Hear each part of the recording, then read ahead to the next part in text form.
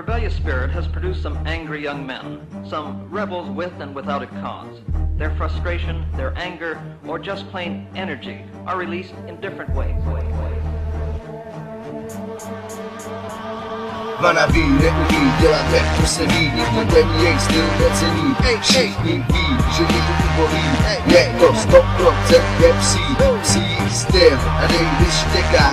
Učí jako fenka a vypadá jak selka. Tvoje rapy končí, takže tečka. Teď je tady tempo a jeho smečka. Každý ho zná, i ty jeho písně. Tenhle kluk se vyvinul z písně. Není to nádhera, co je všechno možný. Každý, kdo má uši, ví, že tvůj rap je hrozný. Tvůj rap zní jako opera. Bacha Pavarotti si hraje na rapera, ale nemusí se stydět, už je to venku. Tenhle kluk místo trenek nosí plenku. Žabý styl, slovní zásobé krysí. A když rapuje, vypadá, když se dusí. Kde jsme, vím to přesně. I když je plnoletý, prezentuje jesle. Ty chceš vydat CD s trackem vedle tebe, to tě mlátí do hlavy, tobě asi jebe tvůj styl.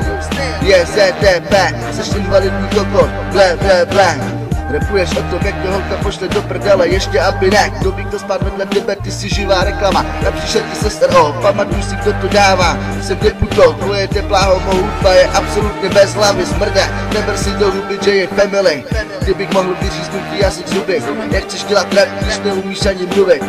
Kdybych mohl vyříznutí jazyk zuby, jak chceš dělat rap, když neumíš ani mluvit. Vanaví neumí dělat rap, to se ví, nikdo ten jejich styl necení. Všichni ví, že je to ubohý, je to 100% psí styl a Davis štěká.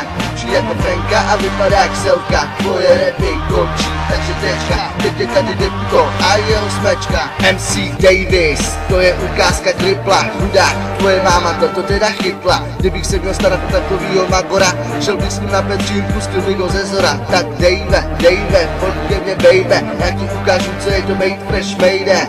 Jak to spolknu jako malou jahodu, protože tě miluju, takovou MC potvoru. Ne, nikdy jsem neviděl většina je větu a to jak bejt high. Nenajdeš na Facebooku ani nikde jinde, prostě chce to talent. Ty ho sice máš, ale na to jak bejt dement. Tohle není možný, nevím, co se tady děje. Proč si každý idiot myslí, že v rapu uspěje. Napíše jeden dream a cítí se skvěle. A pak přijdu já a pošlu ho do prdele. Nezájem, vole, já nemám rád distreky, ale musím něco říct, když tu vidím čuráky, který kazí tuhle scénu, dělaj nám ostudu. My vyprávíme život, tohle trpět nebudu. Vanaví neumí dělat rap, to se ví, nikdo ten jejich styl necení. Všichni ví, že je to ubohý, je to 100% psí styl a Davis štěká.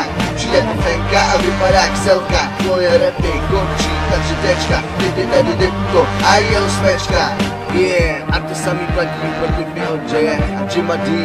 Oni jsou všichni tři úplně stejný a jediný, kdo vám fandí, je paní Kašparová. Takže pošlete ček do Zoře, že ona je asi jediná vaše faninka. Jo. Já už toho seru, ty vole, fakt. Dementi.